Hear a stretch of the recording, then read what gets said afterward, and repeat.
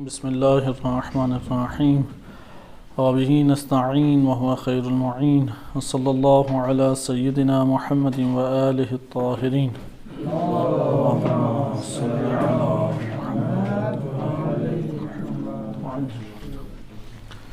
ماہ مبارک رمضان کی مناسبت سے سورۃ القدر کی آیت نمبر 4 کے ذیل میں فرشتوں کا اور ملائکہ کا موضوع آپ کی خدمت میں ذکر کیا جا رہا تھا۔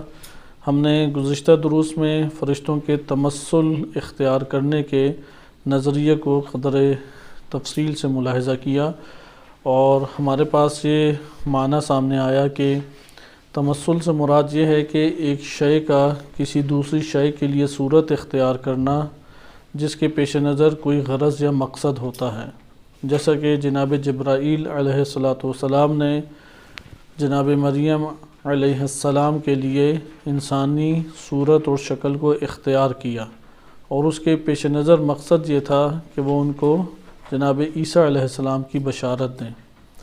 یا اسی طریقے سے ہم نے واقعہ قرآن کی تناظر میں دیکھا کہ ابراہیم علیہ السلام کے پاس فرشتے آئے اور انہوں نے بشر کا صورت میں تمثل اختیار کیا، اور اس تمثل اختیار کرنے کے مقاصد یہ تھے کہ ابراہیم علیہ السلام کو بشارت دیں جناب اسحاق اور ان کے بعد جناب یعقوب کی، اور قوم لوط علیہ السلام حضرت لوط علیہ السلام کی قوم کے اوپر عذاب کو نازل فرمائیں۔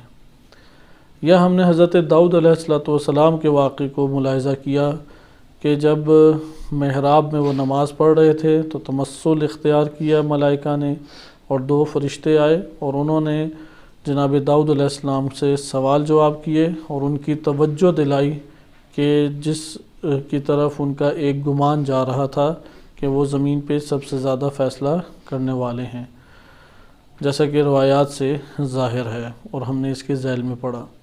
بس تمثل میں صورت اختیار ایک حقیقت کرتی ہے، وہ جو صورت اس نے اختیار کی ہے اس کے ماوراء اس کے پیچھے حقیقت ہے، اور وہ حقیقت تبدیل نہیں ہوتی۔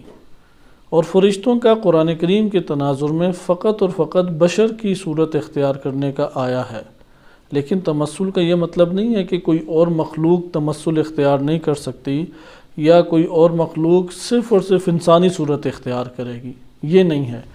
فرشتوں کے بارے میں ہم یہ کہیں گے کہ وہ ان کے بارے میں جہاں تک معلوم ہوا ہے قرآن کریم کی آیات کے تناظر میں، وہ فقط بشر کی صورت انہوں نے اختیار کی۔ لیکن جنات ہیں وہ تمثل اختیار کرتے ہیں، جن اپنی اس حقیقت میں باقی رہتا ہے، کیونکہ جسم لطیف ہے۔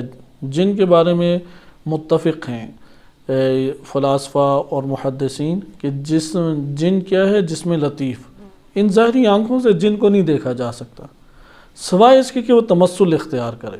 اگر تمثل اختیار کرے تو جن نظر آئے گا، اس لیے پری ہے، چڑیل ہے، یہ ہوائی چیزیں ہیں، وہ کوئی اس کو ان کے تمثلات بھی انسان نے نہیں دیکھے ہوتے، اپنی شکلیں بنائی ہوتی ہیں انسان نے خود ساختہ۔ تو جن ہے وہ کئی جانوروں اور حشرات کی صورتیں اختیار کر سکتے ہیں، مثلا خنزیر ہے، کتا ہے، گدھا ہے، کوا ہے، ان کی صورتوں میں متمثل ہو سکتا ہے جن۔ اسی طرح ابلیس ہے، ابلیس کئی صورتیں اختیار کر سکتا ہے۔ یہ تو ذوات کی حد تک ہوگی کہ جو ذوات ہیں وہ صورتیں تمثل اختیار کرتی ہیں، ان کی حقیقت اپنی جگہ قائم رہتی ہے، وہ کسی خاص مقصد کے لیے، مثلا ابلیس ہے، اس نے کئی مواقعوں پہ تمثل اختیار کیا تاکہ وہ بہکائے افراد کو۔ جنگ بدر میں آیا، بعض جگہوں پہ وارد ہوا ہے، یا اسی طریقے سے امام علی علیہ السلام کے سامنے تمثل اختیار کیا بسینہ بنت عامر کے حقیقت دنیا کی حقیقت نے ایک حسین و جمیل خاتون کا تمثل اختیار کر کے امام علی علیہ السلام کے سامنے آئی۔ اس طرح تمثلات کے ہمارے پاس ذوات یہی ہیں جو تمثل اختیار کرتے ہیں، فرشتے ہیں، جن ہیں، اور ابلیس یا شیاطین ہیں۔ انشاءاللہ ہم پڑھیں گے کہ جنوں کو انسانوں کی طرف زیادہ میلان دیا گیا ہے، یعنی انسانوں کی خلقت سے مشابہ قرار دیا گیا ہے، کیونکہ مکلف ہیں جنات، اور جنات میں جسم آگ سے ان کا بنا ہے لیکن جسم لطیف ہیں۔ لیکن جو شیاطین ہیں، اب شیاطین ویسے عام ہے، جن بھی شیطان ہوتا ہے، انسان بھی شیطان بن سکتا ہے، لیکن ملائکہ کے مقابلے میں شیاطین کو رکھا گیا ہے۔ ملائکہ کے مقابلے میں جو شر والی مخلوق ہے وہ ہے شیاطین، یعنی اگر جن و انس نہ ہو تب بھی شیاطین اپنے طور پہ ایک وجود رکھتے ہیں، انشاءاللہ اس کو ہم اپنی جگہ پہ دیکھیں گے۔ اگرچہ قرآن کریم کی بعض آیات ہیں ان سے ایسا معلوم ہوتا ہے کہ شیاطین جن اور انس کے اوپر ہی مشتمل ہیں، لیکن جب ہم ان کی گفتگو میں آئیں فلاسفہ کی، عرفاء کی اور دیگر، اب اس کا جائزہ لیں گے محدثین کیا کہتے ہیں کہ آیا شیاطین ایک الگ سے وجود ہے جن اور ان سے ہٹ کر ملائکہ کی طرح البتہ منفی اور سلبی جانب رکھتا ہے، یا نہیں ان دو میں سے ایک ہے؟ اس کو انشاءاللہ اپنی جگہ پہ ہم دیکھیں گے۔ لیکن تمثلات میں ذوات بھی تمثلات اختیار کرتی ہیں، اور ذوات کے علاوہ انسان کے اعمال اور انسان کی صفات بھی تمثلات اختیار کرتی ہیں، یعنی انسان کا عمل جو ہے وہ عمل ایک حقیقت ہے، وہ عمل جو ہے وہ ایک صورت اختیار کر لے گا، مثلا برا عمل ہے بری صورت اختیار کرے گا، اچھا عمل ہے اچھی صورت اختیار کرے گا۔ اسی طریقے سے انسان کے ملکات جو انسان کے اندر راسخ صفات ہیں، ملکات کو آپ راسخ صفات انسانی بھی کہہ سکتے ہیں، وہ ایک منبع ہیں، سرچشمہ ہیں تمثلات کا، اور یہی ملکات جو ہیں یہ تیزی کے ساتھ تمثلات وجود دیتے رہیں گے برزخی جہان میں اور آخرت کے جہان میں، تمثلات ان ملکات کے ذریعے۔ اس لیے ملکات پہ توجہ حاصل کرنا انسان کے لیے ضروری ہے، اور ملکات یا راسخ صفات وہ تکرار عمل سے جنم لیتی ہیں۔ اور یہ بھی عرض کیا کہ انسان اپنے خواب اور خیال سے اپنی حقیقت نفسانی تک پہنچ سکتا ہے، وہ جان سکتا ہے کہ میرے نفس کی گہرائی میں کیا چیزیں ہیں۔ اگر برے خیالات ہیں یا برے تصورات ہیں تو وہ برے تصورات کون بنا رہا ہے؟ اس کا نفس بنا رہا ہے، باہر سے وہ تصورات کبھی نہیں بنتے۔ اچھے تصورات ہیں وہ کون بنا رہا ہے؟ وہ انسان کا نفس بنا رہا ہے۔ یہاں پہ خیال متصل اور منفصل دو جدا کرنے کی ضرورت ہے کہ برزخ جسے آپ خیال منفصل کہتے ہیں وہ جدا ایک جہان ہے، اور خیال یعنی وہ جدا جہان بذات خود قائم ہے، وہ نفس کے سہارے کے اوپر قائم نہیں ہے۔ لیکن جو خیال اور خواب ہے وہ کس کے اوپر قائم ہے؟ وہ رنگ کی مانند ہے، وہ نمک اور مٹھاس کی مانند ہے جو کسی جسم کی وجہ سے وہ وجود میں آتے ہیں۔ اگر جسم نہ ہو تو مٹھاس کہیں ہوگی، اگر جسم نہ ہو تو نمکین کوئی شے ہوگی۔ اسی طرح رنگ کب ہوگا؟ جسم ہوگا تو رنگ ہوگا نا، محتاج ہیں، اسے کہتے ہیں اعراض۔ اس لیے جو انسان کے خواب اور خیال ہیں وہ ہیں اعراض۔ انسان کے خواب اور خیال کہاں سے جنم لے رہے ہیں؟ خود انسان کے نفس اور اس کی گہرائی سے جنم لے رہے ہیں۔ یہ ہمارے پاس گزشتہ درس کا خلاصہ تھا۔ ہم آگے بڑھتے ہیں اور دیکھتے ہیں کہ اگلا موضوع ہمارے پاس کیا بنتا ہے فرشتوں کے اعتبار سے، کیونکہ فرشتوں کی ایک صفت ہم پڑھ چکے ہیں تمثلات۔ فرشتوں کا ہم ایک اور عمل کہ اللہ سبحانہ وتعالیٰ پوری کائنات کی تدبیر فرشتوں کے ذریعے سے فرما رہا ہے، ان گنت اللہ تعالیٰ نے فرشتوں کو خلق فرمایا ہے۔ انہی فرشتوں میں سے ایک فرشتے ہیں جن کا قرآن نے متعدد جگہوں پہ تذکرہ کیا ہے، وہ ہے وفات دینے والے فرشتے۔ وفات دینے والے فرشتے۔ حقیقت مرگ کیا ہے؟ موت کیا ہے؟ کیونکہ وفات کا بھی ہم انشاءاللہ تعالیٰ پہلے لغوی معنی دیکھیں گے، لغوی معنی کے بعد انشاءاللہ ہم فرشتوں کی طرف منتقل ہوں گے اور دیکھیں گے کہ وفات کون کون سی چیزیں وفات سے تعلق رکھتی ہیں اور وفات کا مطلب کیا بنتا ہے۔ لیکن اس سے پہلے کیونکہ موت اور وفات کا باہمی تعلق ہے، موت یا وفات کہیں، انسان کا عدم نہیں ہے، انسان کا فنا نہیں ہے۔ جو یہ تصور کرتا ہے کہ مرنا انسان کا فنا ہے، انسان کا عدم ہے، یہ خام خیالی ہے۔ مشرکین کے جو ضعیف ذہن تھے وہ یہی بات کہتے تھے، وہ موت کو عدم قرار دیتے تھے اور تعجب کرتے تھے کہ ہم یہ گلی سڑی ہڈیاں یا یہ جو مٹی ہمارے جسم ہو گیا، ہڈیاں بھی نہیں نظر آتی، ان ذرات سے دوبارہ انسان کھڑا ہو جائے گا۔ پھر وہ ہنستے تھے، کہے لگاتے تھے، کیونکہ وہ ایمان اندر لائے ہوئے تھے کہ موت یعنی فنا، موت یعنی عدم۔ ایک مسلمان کا یہ نظریہ ہرگز نہیں ہے کہ موت یعنی فنا، موت یعنی عدم، اصلاً یہ نظریہ نہیں ہے۔ ہاں، دنیا کی زندگی کا رابطہ اس کا جو ہے وہ منقطع ہوتا ہے، دنیاوی مادی زندگی ختم، یہ جو اللہ تعالیٰ نے جسم کا وسیلہ رکھا ہوا تھا، یہ جسم کا وسیلہ ختم. اس لیے جہان اللہ تعالیٰ نے خلق فرمائے ہیں کہ دنیا ہے، برزخ یا قبر اسے کہہ لیں، یا قیامت ہے. یہ جو برزخ اور قبر ہے، اس میں منتقل ہونے کا نام کیا ہے؟ اسے موت کہتے ہیں.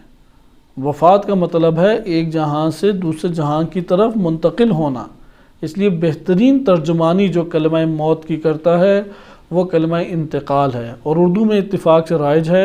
بقیہ زبانوں میں کلمہ انتقال رائج نہیں ہے. فارسی میں کلمہ انتقال نہیں کہتے، عربی میں بھی کلمہ انتقال اس معنی میں استعمال نہیں ہوتا، لیکن اردو میں یہ لفظ استعمال ہوتا ہے کہ رضا الہی سے انتقال فرما گئے، کیونکہ حقیقت میں انتقال ہے، وہ ایک گھر سے دوسرے گھر میں منتقل ہوا، ایک جہان سے دوسرے جہان میں منتقل ہوا. انتقال کا نام موت ہے. اسی لیے ہمارے ہاں یہ بات ہمارے علماء نے ذکر کی ہے، حتیٰ کہ اس بات کو عرفاء کے علاوہ محدثین و مدرسہ تفقیق والے بھی مانتے ہیں کہ اختیاری موت ہو سکتی ہے، کیونکہ موت وجود میں نہ ہی اگلا جہان نہیں کھلتا انسان کے لیے. یہ جنہوں نے اگلے جہان کی باتیں کشف و شہود کے ذریعے سے کی، وہ وہاں پہ جا کے واپس آئے ہیں، یا کوئی مر کے واپس آیا. ہم روایات کی طرف منتقل ہوں گے انشاءاللہ تعالی، اور اس سے ہم پڑھیں گے. روایات میں ایک کتاب لکھی گئی ہے معالم الزلفا فی معارف النشأۃ الاولی والاخری، قدیمی کتاب ہے. 1107 میں ایک شخصیت ہاشم حسینی بہرانی، محدث ہاشم بہرانی رحمۃ اللہ علیہ، بہت بڑے شخصیت گزری ہیں، محدث گزرے ہیں. اخباری فکر سے تعلق رکھتے تھے. تو اخباری تفکر ہے یہ کہ وہ فقہ اور معارف ساروں کو وہ صرف روایات کے تناظر میں دیکھتے ہیں. وہ مدرسہ تفقیق بھی عقائد میں اخباریت ہی کی ایک نئی شکل ہے. معالم الزلفا 5 جلدی کتاب یہ چھپ چکی ہے. اس میں انہوں نے اہل بیت علیہ السلام کی ہر وہ روایت جو اس دنیا میں موت سے تعلق رکھتی ہے، یا برزخ سے تعلق رکھتی ہے، یا قیامت سے تعلق رکھتی ہے، اس کو اس کتاب میں انہوں نے جمع کر دی ہے. یعنی موت، برزخ اور قیامت، یعنی موت کے وقت جو حالات طاری ہوں گے، پھر برزخ میں جو کچھ ہوگا، اور قیامت میں جو کچھ ہوگا، اور احادیث میں ضعیف ہیں، صحیح ہیں، ہر قسم کی حدیثیں انہوں نے جمع کر دیں. اور یہ 5 جلدی کتاب ہمارے پاس بنتی ہے. اس سے چیدہ چیدہ آپ کے سامنے نکات پیش کیے جائیں گے انہی حقائق کو جاننے کے لیے. مثلا اس میں ہاشم بہرانی رحمۃ اللہ علیہ نے تمثل کا باب بھی باندھا ہے کہ اعمال کا مجسم ہونا، اعمال کا متمثل ہونا، کیونکہ یہ محدثین بھی اس بات کے قائل ہیں کہ اعمال مجسم صورت میں نظر آئیں گے، کیونکہ ساری روایات ہیں. مثلا قرآن ہے کہ وہ جوان مرد کی صورت میں نظر آئے گا. مثلا نماز ہے، وہ انتہائی خوبصورت شکل میں نظر آئے گی، کیونکہ تمثل ہے وہ دنیا کو رنگین کرتا ہے. وَإِلَّا مثلا آپ گھر بنا لیں، گھر کی حقیقت کھڑی کر دیں، کوئی رہے گا ادھر؟ وہ سیمنٹ اور پتھر اور اینٹیں دیکھ دیکھ کے اس کا دل تنگ ہوگا. اس پہ رنگ روغن ہو، اس کے اوپر مثلا پردے چڑھیں، ڈیکوریشن ہو، تب جا کے اس کے لیے جاذب بنے گا. تو یہ تمثل ہے جو نظر آ رہا ہے، حقیقت دیوار تو نہیں نظر آ رہی ہے آپ کو. تو یہ تمثل ہے کہ تمثلات ہیں کہ جو انسان کی زندگی کو ویران کرتے ہیں یا آباد کرتے ہیں صورتوں کے اعتبار سے. انسان کی کیونکہ کوئی زندگی کا مرحلہ ایسا نہیں ہے کہ جسم اس کے ہمراہ نہ ہو، بدن اس کے ہمراہ نہ ہو. روح بدون بدن نہیں ہوتی، روح بدون جسم نہیں ہے. یعنی ان 3 عوالم میں تو نہیں ہے.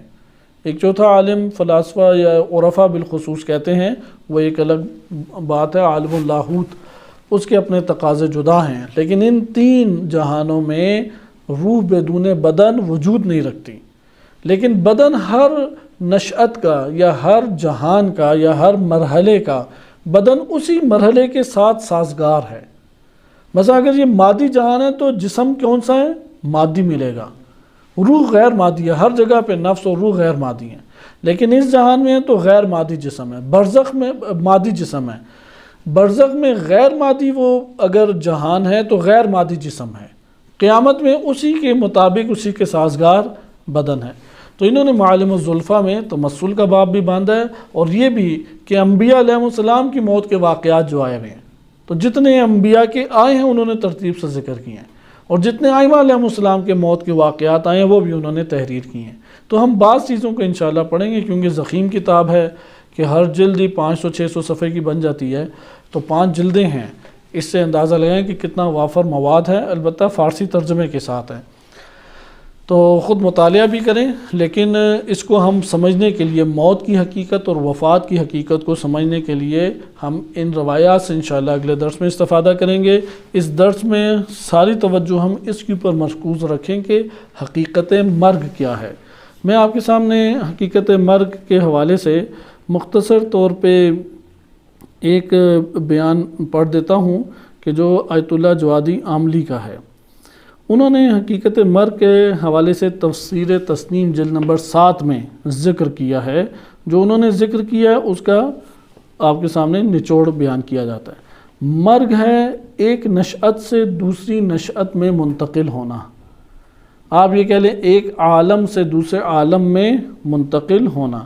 کلمہ نشأت جو ہے یہ محدثین نے بھی کلمہ استعمال کیا، جیسے اس کتاب کا نام ابھی آپ نے دیکھا معالم الزلفا، زلفا کہتے ہیں قریب ہونا، معالم یعنی معلومات، معلومات زلفا یعنی اللہ تعالیٰ کے قریب ہونے کی معلومات، فی معارف النشأۃ الاولی والاخری، پہلی نشأت انسان کی، یعنی اس دنیا میں نشأت کہتے ہیں نشو و نما، انسان کی خلقت آپ کہہ لیں، انسان کی پہلی خلقت، اس کے بعد انسان کی دوسرے جہان میں خلقت، ادھر اس کی زندگی، اور تیسرے جہان میں زندگی۔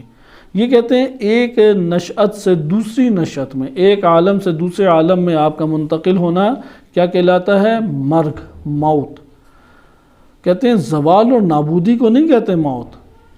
اگر کوئی شخص ایک نشأت سے دوسری نشأت میں، ایک عالم سے دوسرے عالم میں منتقل ہو جائے تو ہم اس کو کہتے ہیں کہ یہ موت کا شکار ہو گیا۔ یہ مومن ہو، صالح ہو، یا کافر ہو، فاسق ہو، فرق نہیں پڑتا۔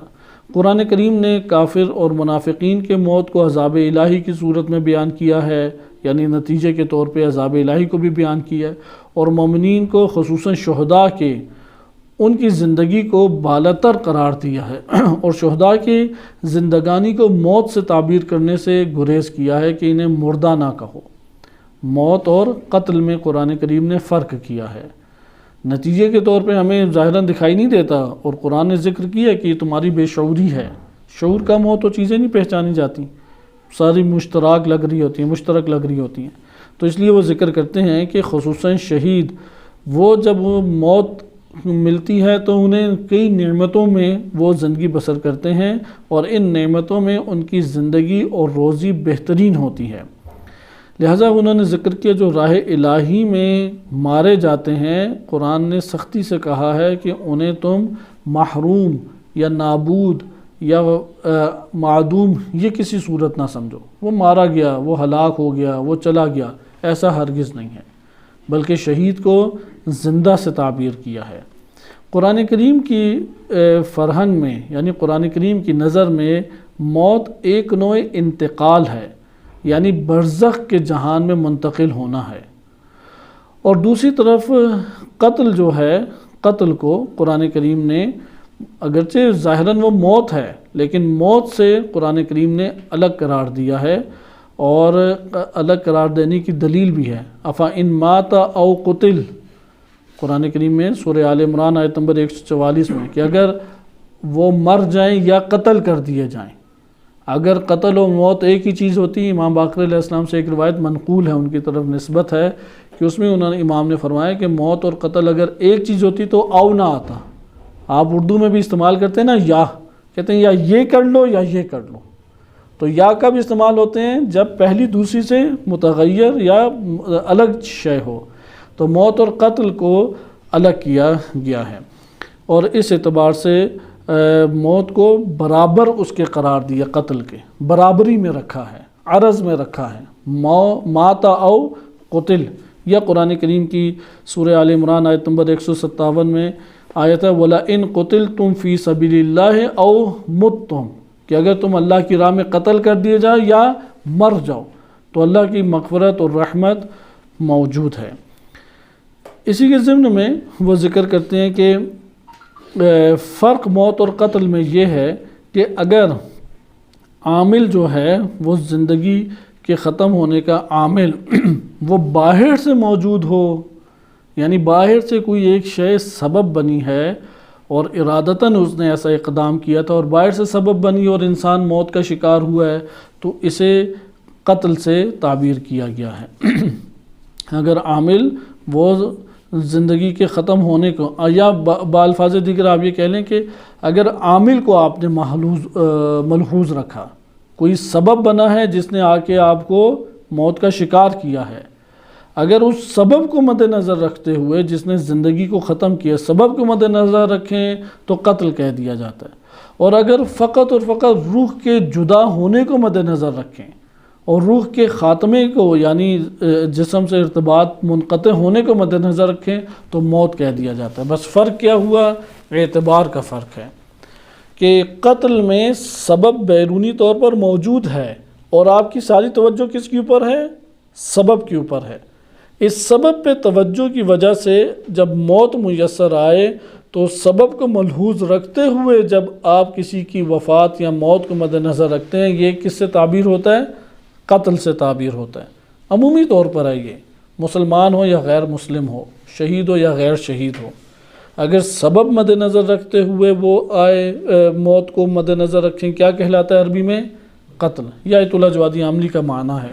وإلا اگر آپ لغت میں جا کے دیکھیں قتل اور موت میں کوئی خاص فرق عموماً اہل لغت نے نہیں کیا، لیکن امام علیہ الصلوۃ والسلام کی تعبیر اور قرآن نے واضح فرق کیا، مات او قتلتم، یعنی قتل ہونے میں سبب مد نظر ہے اور کوئی شے سبب، ویسے تو موت کا ہمیشہ ہی کوئی نہ کوئی سبب ہے، لیکن یہاں پہ جو قتل کے اعتبار سے سبب ہے کوئی ایسا عامل بنا اور آپ کی اس عامل کے اوپر کل کا کل توجہ مرکوز ہے، کنسنٹریشن ہے، اس کے اعتبار سے آپ کہہ رہے ہیں یہ مر گیا۔ مثلا خنجر چلایا گیا، تلوار چلائی گئی، گولی ماری گئی، اوپر پہاڑ سے نیچے پھینک دیا گیا، بلندی سے پھینکا گیا، گلا دبا دیا گیا، کئی اسباب ہیں۔ ان اسباب میں سے جس سبب سے بھی سبب کو مد نظر رکھتے ہوئے موت کو ہم دیکھیں تو یہ قتل کہلائے گا۔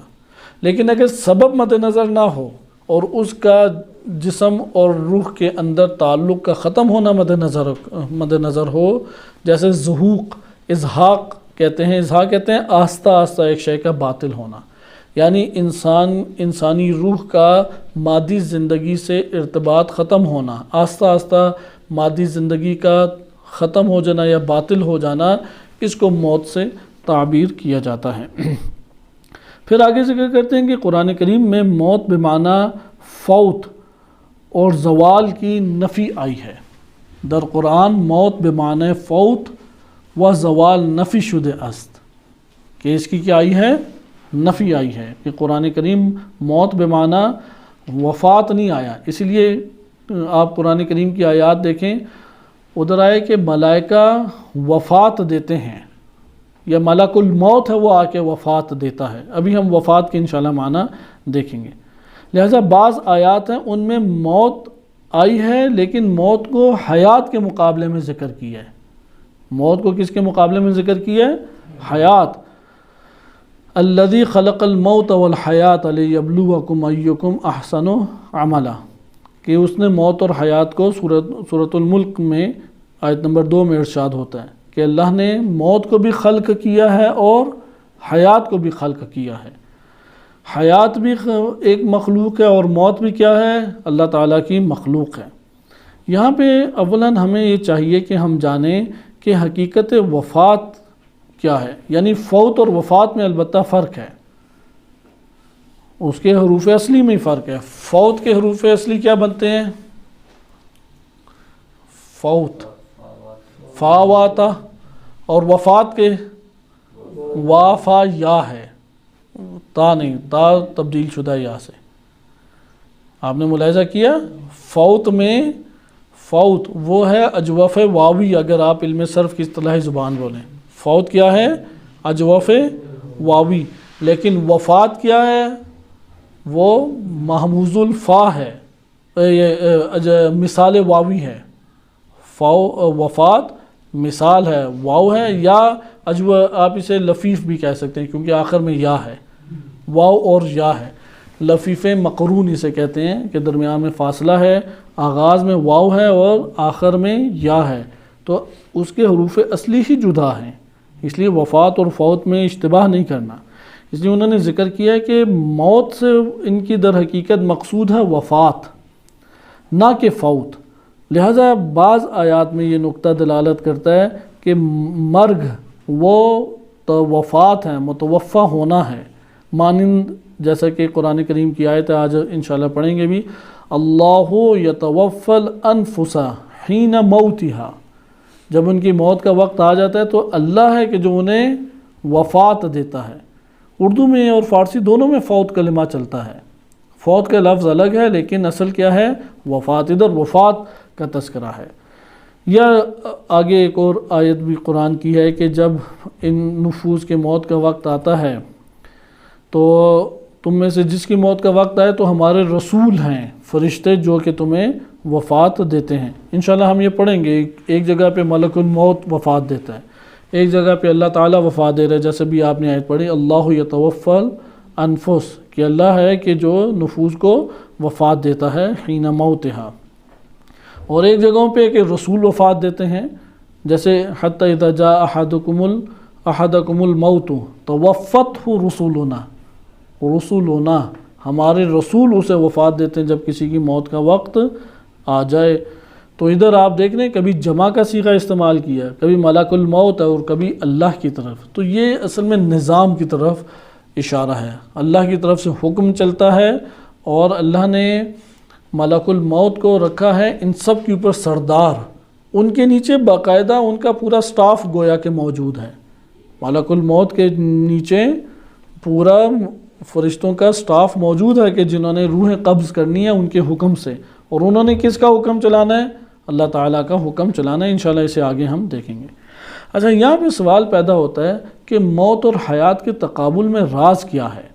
کہتے ہیں کہ اس کے راز کو اگر آپ ملاحظہ کرنا چاہیں تو میت بمعنی غیر زندے کو ذکر کرنا ہے، اموات اور احیاء برابر نہیں ہیں، یعنی موت کا معنی کہاں سے سمجھیں؟ حیات کے معنی سے۔ حیات کا برعکس کیا ہے؟ موت، البتہ یہ تضاد ہے، متضاد آپ تقابل کی قسمیں پڑھ چکے ہیں کہ تقابل میں یہ تضاد ہے، تضاد میں دونوں شے وجود ہوتی ہیں لیکن جمع نہیں ہوتی، صحیح، موت اور حیات ہے، اور اس اعتبار سے اموات کو احیاء کے مقابلے میں رکھا گیا ہے، اور شہداء کے اوپر جو ہے وہ اموات کا اطلاق نہیں کیا گیا۔ اور قرآن کریم نے یہ ذکر کیا ہے کہ ہر نفس نے موت کا ذائقہ چکھنا ہے، ہر نفس، اور کوئی اس سے باہر نہیں ہے۔ خداوند عالم کا یہ حتمی فیصلہ ہے کہ کوئی شخص بھی اس سے باہر نہیں ہے، حتیٰ کہ نبی صلی اللہ علیہ وسلم اور ائمہ اہل بیت علیہم السلام کہ یہ عظیم ترین ہستیاں تھیں، انہوں نے بھی اس کا ذائقے کو چکھا۔ اس کے لیے قرآن نے بڑی تعبیر استعمال کی ہے کہ کل نفس ذائقۃ الموت، کل نفس ذائقۃ الموت، کہ ہر نفس نے ذائقہ، لفظ ذائقہ بولا کیا ہے کیونکہ ذائقہ جب انسان چکھتا ہے وہ پورے وجود کے اوپر ایک چھاتا ہے۔ اس تعبیر کو اگر ہم بہتر طور پہ دیکھ سکیں تو انشاءاللہ دیکھیں گے، ہر نفس، کل نفس ذائقۃ الموت، یہاں پہ یہ نہیں کہا کل روح، روح جو ہے وہ موت کا ذائقہ چکھتی ہے، یہ نہیں کہا کل جسم، یعنی اس کا کیا مطلب ہوا؟ جسم کو موت آتی ہے یا نفس کو موت آتی ہے؟ نفس کو موت آتی ہے، اس لیے جسم کی موت کے لیے پریشان نہ ہوں، موت نفس کو ملتی ہے، اس نے ذائقہ چکھنا ہے۔ ہم سوچ رہے ہوتے ہیں کہ یار میرا جسم کو کچھ ہو جائے گا، تو نفس نے چکھنا ہے، جسم سالم پڑا رہے، بیمار پڑا رہے، صحت مند ہو، کہیں پہ بھی ہو، اسے فکر نہیں ہے موت کو۔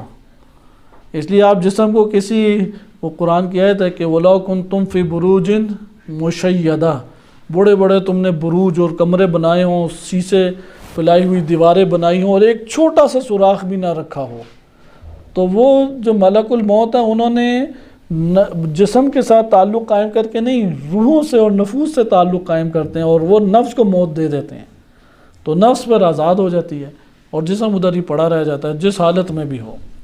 اب کس حالت میں ہو یہ انسان کے اوپر ہے، اس لیے کہا گیا ہے کہ اعمال صالحہ ہی انجام دیتا رہے تاکہ اس حالت میں انسان کے لیے موت آئے۔ ہم کلمہ وفات کو آج دیکھیں گے اور اگر ہو سکا کلمہ موت کو دیکھیں گے، کیونکہ اس ٹاپک کے بعد اگلا ٹاپک جو شروع کیا ہے آغا جوادی عاملی نے، وہ شہداء کی زندگی ہے، کہ شہداء کی زندگی کا تصور کیسے کریں، اور بڑی خوبصورت اس کے ذیل میں انہوں نے گفتگو کی ہے، لیکن ہم ملائکہ کے موضوع کے پر رہتے ہوئے دیکھیں کہ ملائکہ کیسے وفات دیتے ہیں۔ آپ اس آیت پہ خود غور کریں، کل نفس ذائقۃ الموت، کہ نفس کے ذائقوں میں سے ایک ذائقہ کیا ہے؟ موت کا ذائقہ۔ جس نے موت کا ذائقہ چکھا ہے تو اسی کے حالات انشاءاللہ روایات سے پوچھیں گے، کہ روایات نے بیان کیے ہیں جو موت کا ذائقہ چکھ کے آئے ہیں انہوں نے سارے کے سارے حالات بیان کیے ہیں۔ بہت سارے واقعات ہیں، آج کے دور میں بھی ایسے واقعات مل جاتے ہیں۔ اگر کوئی کہے کہ میں موت کے ذائقے کو کچھ نہ کچھ تو چکھ لوں، تو وہ قرآن نے ذکر کیا ہر کوئی ہر روز ہی چکھتا ہے، بعض چند دفعہ چکھتے ہیں، بعض زیادہ دیر چکھتے رہتے ہیں، اور وہ ہے نیند۔ نیند میں جو ہے نا وہ موت کا ذائقہ چکھ لیتا ہے وہ ایک حد تک، لیکن وہ جو موت حقیقی کا ذائقہ چکھنا ہے اس کو قرآن نے ذکر کیا وفات کی کے ذیل میں، کہ جب تم سوتے ہو تو پھر تمہیں کون وفات رات کے ٹائم دیتا ہے؟ تو روح کا بڑا ضعیف رابطہ جسم سے رہ جاتا ہے، خصوصاً جب خراٹے لے رہا ہو تو اس کا خوب وہ اگلے جہان میں گیا ہوتا ہے، صحیح ہے، اس لیے اٹھ کے کہتا ہے کہ کچھ سنا تو نہیں، اسے پتہ ہی نہیں ہوتا ہو کیا رہا ہے۔ تو بہرحال یہ آپ اس آیت کے اوپر غور کریں، کل نفس ذائقۃ الموت، نفس نے ذائقہ موت چکھنا ہے۔ ہم اپنی زندگی میں جسم کے توسط سے عادی ہوتے ہیں ذائقے کو چکھنے کے، لیکن ملک الموت اتنا خوبصورت آپ کو ذائقہ چکھاتا ہے کہ اس میں جسم کی ضرورت ہی نہیں پیش آتی، آپ کا جسم جس حالت میں بھی ہو اس سے فرق نہیں پڑتا، وہ ذائقہ موت کا چکھ لیتا ہے۔ وفات کے معنی دیکھتے ہیں۔ وفات کے حروف اصلی ہیں واو، فا اور یا۔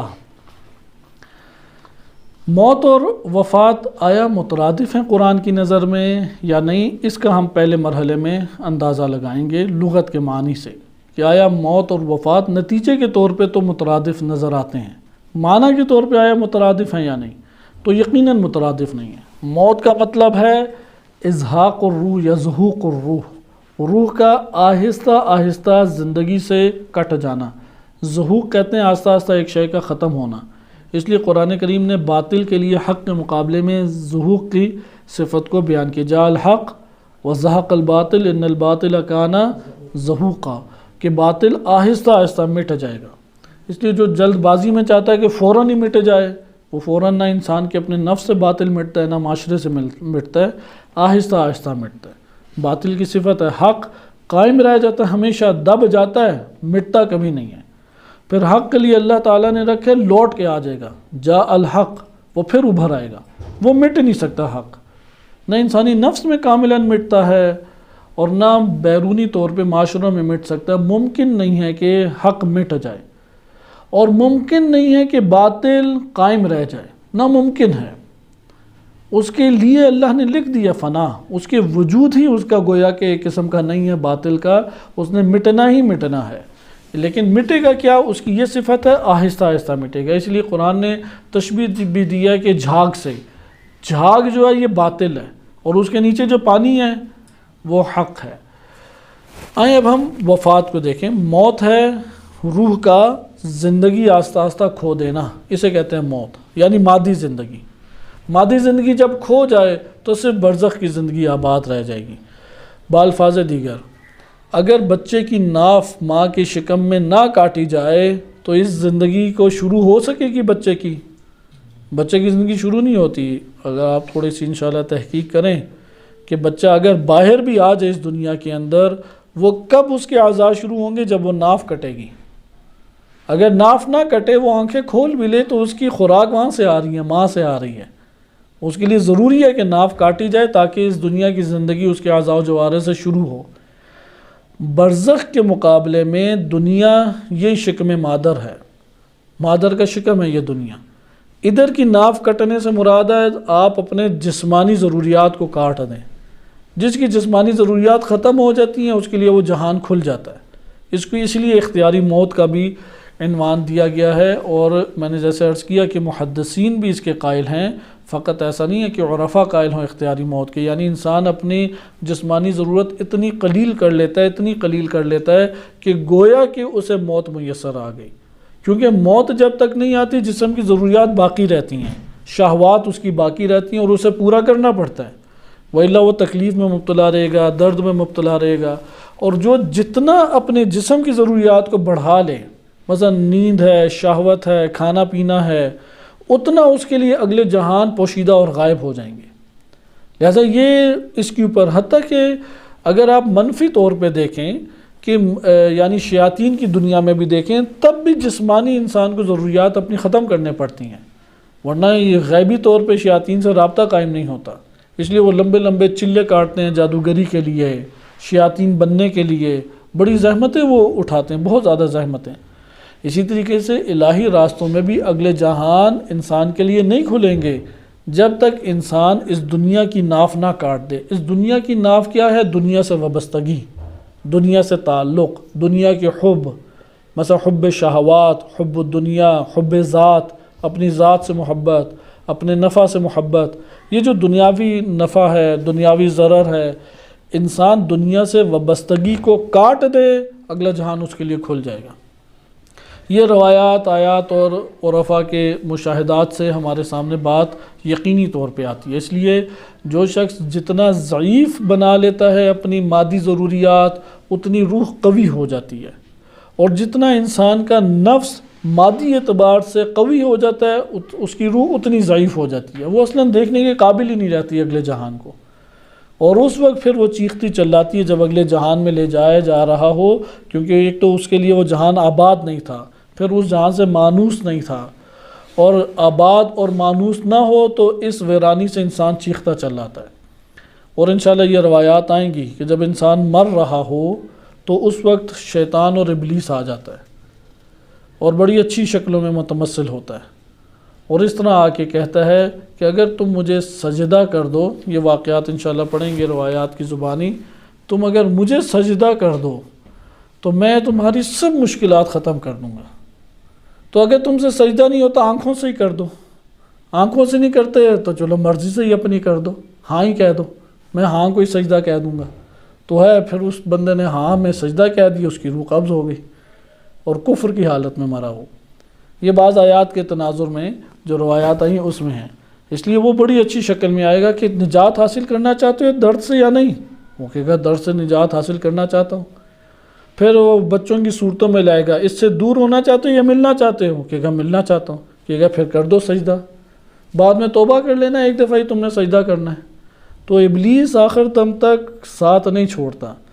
ادھر ملائکہ سے جس نے رابطہ قائم کیا ہے وہ ملائکہ بھگاتے ہیں اسے، ادھر یہ لا الہ الا اللہ پڑھنا فائدہ دیتا ہے۔ اس لیے جو میں پہلے عرض آپ کی خدمت میں کرتا رہا کہ سکرات موت میں لا الہ الا اللہ پڑھیں تو کوئی نتیجہ نہیں نکلتا، وہ کافروں کے لیے نتیجہ نہیں نکلتا، لیکن جو مومن ہے اس کے لیے تو نتیجہ نکلتا ہے، جو مسلم ہے اس کے لیے تو بہت بڑا نتیجہ نکلتا ہے، اس سے تو یہ شیاطین بھاگتے ہیں، یہ ابلیس بھاگتے ہیں۔ اس لیے تمثلات کو گہرے طور پہ سمجھیں، انسان جب سکرات میں جاتا ہے یہ تمثلات بن کے سامنے آ جاتے ہیں، اور اس سے یہ پتہ لگتا ہے۔ اس لیے جو وابستگی قلبی طور پہ دنیا سے تعلق اور علائق دنیا جس کے یہ ٹوٹتے نہیں ہیں، اگلا جہان نظر نہیں آتا، اگلا جہان آباد نہیں ہوتا، اگلے جہان سے مانوس نہیں ہوتا، پھر اندھیرا ہی اندھیرا نظر آتا ہے، کیونکہ اس دنیا سے اس کا تعلق قائم ہے۔ یہ اس ناف کو توڑنا اور کاٹنا پڑے گا۔ موت اسی کا نام ہے۔ وفات کس چیز کا نام ہے؟ آئیں اب ہم دیکھیں موت کیا ہے۔ روح کا جسم سے جدا ہونا آہستہ آہستہ طریقے سے اور کاملاً جدا ہو جانا۔ وفات کا کلمہ مقاییس اللغہ میں بیان کیا گیا، تدل علی اتمام و اکمال، ایک شے کو تمام کرنا اور ایک شے کو مکمل کرنے کا نام کیا ہے؟ وفات۔ ایک شے کو تمام اور مکمل کرنا، اور اسی سے کلمہ وفا ہے۔ کلمہ وفا ہے نا، وفا عہد کرنا، عہد کو پورا کرو، یعنی عہد باندھا ہے تو اسے تمام کرو، عہد باندھا، عہد و پیمان باندھا ہے تو اسے مکمل کرو، یا جو شرط باندھی ہے اسے مکمل کرو۔ اسی طرح سے انہوں نے پھر اس کے ضمن میں ذکر کیا توفیت الشیء یا استوفیتہ، یعنی اخذتہ کلہ، کہ توفیت الشیء یعنی میں نے پوری کی پوری چیز لے لی، اسے کیا کہتے ہیں؟ توفیت الشیء۔ یا استوفیتہ یعنی میں نے مکمل طور پہ ایک شے کو لے لیا اور تھوڑا بھی ادھر نہیں چھوڑا، کچھ بھی نہیں چھوڑا اور سارا کا سارا لے لیا، یعنی تمام اور اکمال کا معنی اس میں پایا جاتا ہے۔ یعنی حتی لم تترک منہ شیئا، کہ اس نے مثلا فلان چیز کو لے لیا اور اس نے ایک شے، چھوٹی سی شے کو بھی نہیں چھوڑا۔ اسی لیے کہا جاتا ہے میت کے لیے توفاہ اللہ، اللہ اسے وفات دیتا ہے، اللہ تعالیٰ اسے وفات دیتا ہے، یعنی زندگی کی کوئی شے بھی اس کے لیے نہیں چھوڑتا، ساری کی ساری زندگی یا دنیاوی جہان اس سے لے لیا، اب اس کے پاس مدت کے اعتبار سے بھی ہوتا ہے، پوری کی پوری مدت اس کی تمام ہو گئی۔ اب یہ جو انسان کی مدت تمام ہوئی ہے اس دنیا میں رہنے کی، ممکن ہے صحت کے ساتھ ہو، ممکن ہے مرض کے ساتھ ہو، ممکن ہے ایمان کے ہمراہ ہو، ممکن ہے ایمان کے بغیر ہو، یہ ہمیں نہیں پتہ۔ ہم میں سے ہر شخص کے لیے مدت اللہ نے لکھ دی ہے، وہ مدت تمام ہوگی تو اسے کہتے ہیں وفات، یہ وفا ہوگی، مدت اتمام ہوگی، اللہ تعالیٰ اسے تمام کرنے والا ہے، وہ خطرات سے بچائے گا، وہ مرنے سے بچائے گا، آپ خودکشی کر لیں وہ پھر کومے میں لے جائے گا اللہ تعالیٰ، لیکن مرے گا نہیں تب تک جب تک اس کی وہ مدت نہ آ جائے۔ اپنے جسم کو جتنا مرضی صحت مند رکھیں، جتنا مرضی مریض کر لیں، مرے گا تب بھی جب وہ مدت اس کی تمام ہوگی۔ اس لیے اللہ تعالیٰ نے حفاظت کرنے والے فرشتے قرار دیے، قرآن کی ساری آیات بھی ہیں کہ ان کے اوپر ہم نے حفاظتاً یا حافظین کے عنوان سے آیا ہے کہ اللہ تعالیٰ نے فرشتے قرار دیے جو حفاظت کرتے رہتے ہیں، لیکن جب مدت پوری ہو جائے فرشتے رک جائیں گے، اب جو مصیبت آنی ہے آ جائے، اب جو چھت گرنی ہے وہ گر جائے، کسی گڑھے میں گرنا ہے گڑھے میں گر جائے، کچھ بھی نہیں ہونا، صحت مند تندرست ہے تب بھی وفات ہو جائے گی، موت آ کے اسے لے جائے گی۔ یعنی تو یہاں پہ آپ نے دیکھا کہ وفات جب کلمہ کہتے ہیں ساری توجہ کس طرف ہوتی ہے؟ اکمال اور اتمام کے اوپر۔ یہ معجم المقاییس لغہ قدیمی ترین ہمارے پاس لغت ہے۔ اس کے بعد بقیہ لغات میں آپ کتاب العین میں آ جائیں، اس میں لکھا ہے وفا ریش الجناح فہو وافن وکل شین بلغا تمام الکمال، کہ ہر شے جو اپنے تمام کمال تک پہنچ جاتی ہے، جس کمال تک پہنچ سکتی ہے اس کمال تک پہنچ جائے، اسے کہتے ہیں وفا۔ وہی اتمام اور اکمال معنی ہی ہے، یعنی تمام الکمال ایک کمال کا مکمل ہو جانا، جہاں تک ایک شے، یعنی ہماری زندگی جس جگہ تک پہنچ سکتی تھی پہنچ جائے۔ مثلا کوئی سوچے میں تو 90 سال رہوں گا، ایک یار مجھے تو لگتا ہے میں نے آج ہی مر جانا ہے، کوئی کہتا ہے کہ میں زیادہ سال زندہ نہیں ہوں، یہ سب کی اپنی خام خیالیاں ہیں۔ وہ رہے گا اتنا کہ جو اللہ تعالیٰ نے اس کے لیے لکھ دی ہے، اور جو لکھ دی ہے اللہ تعالیٰ اس تک اسے آہستہ آہستہ پہنچائے گا، اور جب وہ اس ذرے تک پہنچ جائے گا جہاں تک اللہ نے مدت جو لکھی ہے اس مدت تک پہنچ جائے گا، پھر اس کا وقت ختم ہو جائے گا، وہ اسی حالت میں جس حالت میں ہو گر جائے گا۔ اور یہ آج تو سوشل میڈیا سے بہت ساری چیزیں ہمارے لیے واقعات آسان بھی جاننا ہو گئے ہیں۔ مثلا بعض نامور فٹ بالر ہیں، وہ کھیل رہے ہیں میدان میں، شوٹ یا کک لگانے لگے ہیں فٹ بال کو، ادھر ہی نیچے گرے اور اسی ٹائم مر گئے۔ بعض ہیں کہ شدید ترین ایکسیڈنٹ ہوا ہے، چھوٹا بچہ جو ہے وہ بچ گیا، بقیہ سارے کے سارے مر گئے۔ یہ اسلام آباد میں جو 2005-06 میں 8 اکتوبر کا زلزلہ آیا تھا، بڑا خوفناک پاکستان کی تاریخ کا زلزلہ، تو اس میں جو عمرہ کا اسلام آباد میں ایک ہی جگہ پہ حادثہ پیش آیا کہ ایک بڑی 21-22 منزلہ بلڈنگ گر گئی، اور وہ امیروں کی جگہ تھی، F سیکٹر تھا، وہ پوری کی پوری بلڈنگ المصطفیٰ ہاؤس جو تھا اس میں MNA حضرات اور اس طرح کے مالدار طبقہ رہتا تھا، وہ پورا کا پورا گر گیا۔ اب اس ملبے کو ہٹانے میں ہی کئی دن لگ گئے، تو 7 دنوں کے بعد انہوں نے ایک بوڑھی عورت کو نکالا، وہ زندہ بچ گئی، بقیہ جوان اس میں مر گئے بہت سارے۔ بعض تھیں 2 خواتین، وہ بھی بچ گئیں۔ وہ کیوں اس میں ہوئی؟ وہ کہتے ہیں ہم باہر نکلنے لگی تو دیکھا سر پہ حجاب نہیں ہے، تو ہم اپنی چادر لینے گئی ہیں، تو اس کے بعد پتہ نہیں کیا ہوا۔ بعض ایسے تھے کہ وہ مثلاً پارکنگ ہے، پارکنگ ادھر آ جاتے تو بچ جاتے، ان کی گاڑی آدھی باہر تھی آدھی اندر، اگر ڈکی بھی آ جاتی تو یہ بچ جاتے، این ان کے سر کے اوپر وہ بلڈنگ آ کے نیچے گری ہے، آدھی گاڑی باہر آدھی اندر۔ تو واقعات نہیں کچھ پتہ انسان کا کہ کون سی مدت کہاں پہ کس کے لیے تکمیل ہو رہی ہے۔ حادثات میں انسان بچ جاتے ہیں، حادثات علامت نہیں ہوتے موت کی، حادثات اسباب ظاہری ہیں ہمارے سامنے جو آیا ہیں، وَإِلَّا حقیقی سبب کیا ہے؟ وہ اتمام، اس کے وقت کو اللہ تعالیٰ نے جو قرار دیا ہوا تھا۔ آگے دیکھیں کہ یہ تو کتاب العین میں تھی کہ ہر شے جو اپنے تمام کمال تک پہنچ جاتی ہے اسے کہتے ہیں وفا۔ مثلا عہد و پیمان جس نے پورا کیا ہے اور تمام کمال تک اس پیمان اور وعدے کو پہنچایا، اسے کیا کہیں گے؟ اس نے وعدہ وفا کر دیا ہے۔ وفا کے برعکس اور ضد ہے غدر، یعنی دھوکہ دینا، یعنی کمال تک نہ پہنچانا۔ صاحب تحقیق اس کو اپنے طور پہ جو تحقیق کر کے تمام لغات سے ایک معنی کو ذکر کرتے ہیں، وہ معنی اصلی ذکر کرتے ہوئے کہتے ہیں اتمام العمل بالتعاہد، عہد و پیمان باندھیں اور عہد و پیمان باندھ کے اس عمل کو پورا کرنا، اور پورے کرنے کو کیا کہتے ہیں؟ وفات یا وفا، وفا یا اس کے لیے استعمال ہوتا ہے، چاہے وہ تعہد تکوینی اور خلقت کے اعتبار سے ہو یا تشریعی ہو یا آپس میں طے کیا ہو، ہر تین صورتوں میں وفا کہلائے گا۔ مثلا ہمیں اللہ تعالیٰ نے جب خلق کیا تو عہد و پیمان ہم سے باندھا یا نہیں؟ ہم سے عہد و پیمان باندھا کہ تم معین مدت کے لیے زمین پہ آ رہے ہو، تم نے اطاعت کرنی ہے اور اس کے بعد تم اس دنیا سے اٹھا لیے جاؤ گے۔ یہ ہے تکوینی عہد و پیمان۔ اس تکوینی عہد و پیمان کا پورا ہونا کیا کہلاتا ہے؟ وفات۔ بعض اوقات ہے شرعی عہد و پیمان کہ شریعت کے تقاضوں پہ تم عمل کرو گے، نبی اور امام معصوم کی اطاعت کرو گے، یا امام معصوم نے جن کو مقرر کیا ہے تم ان کے لیے پیروی ان کی کرو گے، اطاعت کرو گے۔ یہ یاد رکھیں کہ ہمارے ہاں روایات اہل بیت علیہم السلام میں کلمہ تقلید نہیں آیا، اس لیے جو تقلید اور اطاعت میں فرق کرتے ہیں، بیعت اور اطاعت میں فرق کرتے ہیں، یہ ان کے اپنے من گھڑت فرق ہیں۔ حقیقت میں اطاعت کا لفظ آیا اور بیعت کا لفظ آیا۔ مالک اشتر ہوں ان کے لیے بھی امام نے اطاعت اور بیعت کہا تھا، محمد بن ابی بکر گئے تو ان کے لیے بھی اطاعت اور بیعت کا لفظ استعمال کیا، مسلم بن عقیل گئے ان کے لیے بھی اطاعت اور بیعت کا لفظ استعمال کیا۔ اب جب امام زمان علیہ السلام کی باری آتی ہے تو وہ اس کے لیے پھر مختلف الفاظ استعمال کرنا شروع کر دیتے ہیں۔ نہیں، ان کے لیے بھی جیسے نائبین اس وقت امام علیہ السلام کے نائبین کے لیے اطاعت اور بیعت کا لفظ تھا، آج کے دور میں بھی یہ لفظ چل سکتا ہے۔ کوئی شرعی ممانعت ہمارے پاس کوئی ایسی آیت روایت موجود نہیں ہے۔ ہاں، یہ جو فقہی اصطلاحات خود سے بعد میں ایجاد کی گئی، اسے رائج کر دیا گیا، وہ فقہی ابواب میں بس ہمیں فائدہ دیں گی، اسے پکڑ کے ہم عقائد میں نہیں لا سکتے، اسے پکڑ کے قرآن کے آیات کے تناظر میں نہیں لا سکتے، وہ فقہی ابواب میں کلمہ تقلید ہمیں فائدہ دے گا۔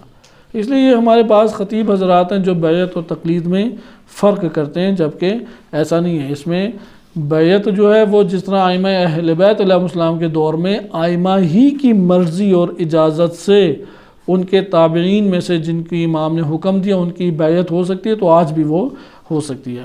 خلاصہ کلام کہ بیعت میں بھی وفا ہوتی ہے، اطاعت میں بھی وفا ہوتی ہے، وفا کرنا ضروری ہے، اطاعت کو پورا کرنا وہ ضروری ہے۔ اس کو صاحب تحقیق نے قرار دیا ہے کہ یہ وفا ہے، یا وفات بھی اسی سے ہے۔ وفات میں ہمارے پاس مدت بھی آ سکتی ہے اور اس کی انسان کی زندگی بھی آ سکتی ہے، کہ یہ اتمام کبھی مدت کے اعتبار سے ہوتا ہے اور کبھی انسان کی زندگی کے اعتبار سے ہوتا ہے، جہت کے علاوہ کوئی خاص فرق نہیں ہے۔ آئیں اب ہم فرشتوں کے اعتبار سے دیکھتے ہیں۔ یہ تو موت، وفات، حقیقت مرگ کے اعتبار سے چھوٹا سا جائزہ تھا۔ قرآن کریم نے سب سے زیادہ وفات کی نسبت جو دی ہے انسان کے لیے، وہ فرشتوں کی طرف دی ہے۔ 2 یا 3 آیات ہیں جس میں اللہ تعالیٰ نے اپنی طرف نسبت اس کی دی ہے۔ تو آئیں اب ہم یہ آیات پڑھتے ہیں اور آیات کے تناظر میں اس کو حل کریں گے، اور انشاءاللہ تعالیٰ پھر وفات کی حقیقت کو یا وفات کے جاننے کے لیے ائمہ اطہار علیہ السلام کی روایات کی طرف رجوع کریں گے، کیونکہ زیادہ فرق نہیں ہے، عرفاء کے مشاہدات اور روایات کے بیانات میں زیادہ کوئی خاص فرق نہیں ہے، بلکہ عین مطابق ہیں۔ جیسا کہ تمثل کے معنی بھی ایسے ہی تھا، جو قرآن نے بات بیان کی ہے وہی عرفاء نے ذکر کی ہے، یا جو روایات کہتی ہیں وہی عرفاء نے بات بیان کی۔ سورہ نساء آیت نمبر 97 میں ارشاد باری تعالیٰ ہوتا ہے۔ البتہ یہ ابھی آیات آپ کے سامنے ایک نظم کے ساتھ اگر پڑھ دی جائیں تو وہ زیادہ بہتر ہے، کیونکہ اللہ تعالیٰ نے جو تدبیر کی ہے وفات میں بھی وہ یکساں نہیں ہے سب کے ساتھ، اس لیے ایک خاص پہلے ہم ترتیب سے اسے اگر ہم پڑھیں تو زیادہ بہتر ہے۔ ایک دفعہ اللہ تعالیٰ نے نسبت دی ہے کہ خداوند متعال کے جو رسول ہیں وہ سب کو وفات دیتے ہیں۔ پھر تقسیم کیا ہے وفات دینے کے طریقوں میں، ظالمین اور مشرکین کی وفات اور طیبین کی، مومنین کی وفات۔ پہلے ہم وہ والی آیت کو پڑھتے ہیں جس میں ملک الموت کا تذکرہ ہے۔ سورہ سجدہ آیت نمبر 11 میں ارشاد باری تعالیٰ ہوتا ہے، قُلْ يَتَوَفَّاكُمْ مَلَكُ الْمَوْتِ، الذی وکل بکم، کہ تم لوگوں کو ملک الموت وفات دیتا ہے۔ عزرائیل نام سے قرآن میں تذکرہ نہیں ہے، یہ جناب عزرائیل علیہ السلام ہیں، سرداران فرشتہ ہیں یہ، اور ان سب کے سردار جناب جبرائیل علیہ السلام ہیں۔ کہ تم لوگوں کو کون موت دیتا ہے؟ ملک الموت وفات دیتا ہے، معذرت، تم لوگوں کو موت کا فرشتہ ہے یتوفاکم، جو وفات دیتا ہے، یعنی جو تمہارے لیے پورا کا پورا مکمل کرتا ہے۔ ملک الموت نہیں لے گا تمہارے ساتھ حساب کتاب، تمہاری جلد موت نہیں لے گا، مگر یہ کہ وہ وفات دے گا، یعنی وفا کرے گا اس پوری مدت کو، وہ وفات دیتا ہے۔ وَالَّذِي وُكِّلَ بِكُمْ، کہ تمہاری اوپر اللہ تعالیٰ نے اسے موکل قرار دیا، وکیل بنایا ہوا ہے، وہ ہر وقت تمہاری اوپر نگاہ رکھے ہوئے ہے، ہر وقت، اور جیسے ہی مدت پوری ہوگی تو وہ تمہیں وفات دے دے گا۔ ثُمَّ إِلَىٰ رَبِّكُمْ تُرْجَعُونَ، پھر تم اپنے رب کی طرف لوٹا دیے جاؤ گے۔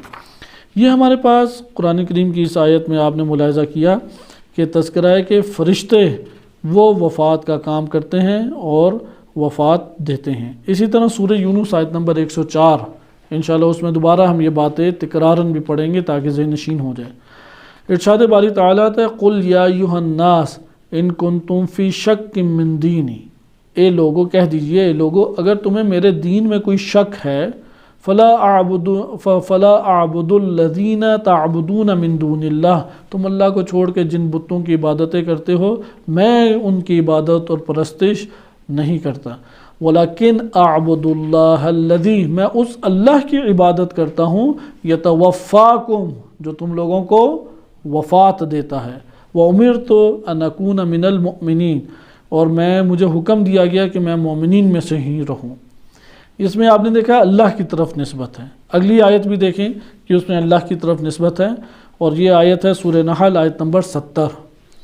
ارشاد باری تعالیٰ ہوتا ہے واللہ خلقکم، اللہ نے تمہیں خلق کیا، واللہ خلقکم، اللہ نے تمہیں خلق کیا، ثم یتوفاکم، پھر تم لوگوں کو اللہ وفات دے گا، وَمِنْكُمْ مَنْ يُرَدُّ إِلَىٰ أَرْذَلِ الْعُمَرِ، تم میں سے بعض ایسے ہیں جنہیں اللہ دوبارہ وہی پچھلی نچلی سطح کی عمر میں جو تم لوگ حرکتیں کرتے تھے اس نچلی عمر میں پہنچا دے گا۔ نچلی عمر ہماری کون سی تھی؟ بچپنے کی عمر، کیونکہ بڑھاپا جو ہے نا اس میں قد بڑا ہے، اندر پھر بچہ ہو جاتا ہے، کیونکہ بچے کے اعصاب قوی نہیں ہوتے، شعور کا اس کے پاس زیادہ شعور نہیں ہوتا، اور اس کے لیے برداشت بھی کم ہوتی ہے، اور ذہن بھی صحیح کام نہیں کرتا۔ بڑھاپے میں یہ سب چیزیں ہوتی ہیں۔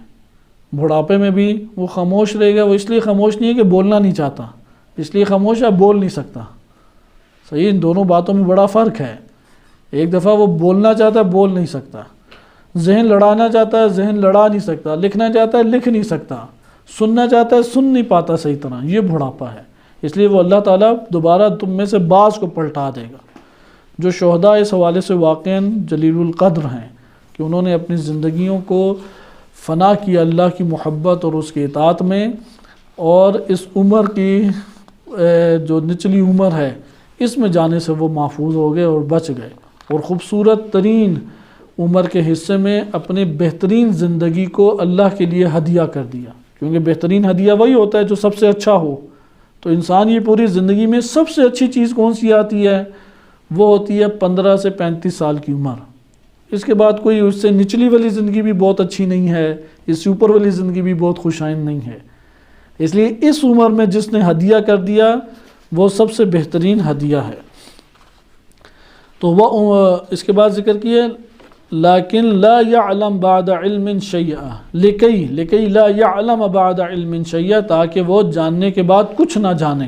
اللہ نے بڑھاپا رکھا ہے اسی لیے، اس لیے جن کے اوپر اللہ کی عنایات ہوتی ہیں وہ ہیں کہ جنہیں جاننے کے بعد بھی ان کے ذہن میں رہتا ہے۔ مثال کے طور پہ ہمارے الحمدللہ مراجع اعظام میں اللہ تعالیٰ کی بہت یہ عنایات پائی جاتی ہیں کہ ان کی عمر 104-5 سال ہو جاتی ہے یا اس سے بھی اوپر ہوتی ہیں، لیکن وہ درس خارج کہ جو جوانی میں سمجھنا مشکل ہے، دینا تو بہت دور کی بات ہے، انہیں حدیث زبانی پڑھتے ہیں، کتاب زبانی پڑھتے ہیں، آیات زبانی پڑھتے ہیں، یہ بہت ایک عظمت کی چیز ہے۔ یہ ہمارے پاس دوسری آیت ہے جس میں اللہ کی طرف نسبت ہے کہ وہ تمہیں وفات دیتا ہے۔ تیسری ہمارے پاس آیت ہے، اور یہ اس حوالے سے آخری آیت کہ بقیہ فرشتوں کو کل ہم تفصیلی طور پہ پڑھیں گے کہ اللہ یتوفی الانفس حین موتها، سورہ زمر آیت نمبر 42 ہے کہ اللہ ہے کہ جو نفوس کا جب موت کا وقت ہو جاتا ہے تو انہیں موت وفات دیتا ہے۔ جب موت کا وقت ہو جائے تو انسان کو ملتا کیا ہے؟ وفات ملتی ہے۔ اس لیے آپ قرآن کی اس تعبیرات پہ بہت غور کریں۔ قرآن کہیں پہ یہ نہیں کہہ رہا کہ تم لوگوں کو موت ملتی ہے، ہاں موت آتی ہے ضرور، لیکن ملتا کیا ہے؟ وفات۔ وفات اللہ تعالیٰ دیتا ہے، موت کا ذائقہ تم چکھتے ہو۔ تم جب مر جاؤ گے موت آئے گی تمہیں، تو اس کا یہ مطلب ہوا کہ موت ملنے والی ایک شے ہے، زندگی ملنے والی ایک شے ہے، خلقت ہے، اور وفات ہے کہ جو اللہ تعالیٰ دیتا ہے۔ اللہ نفوس کا جب موت کا وقت آ جائے تو انہیں وفات دے دیتا ہے۔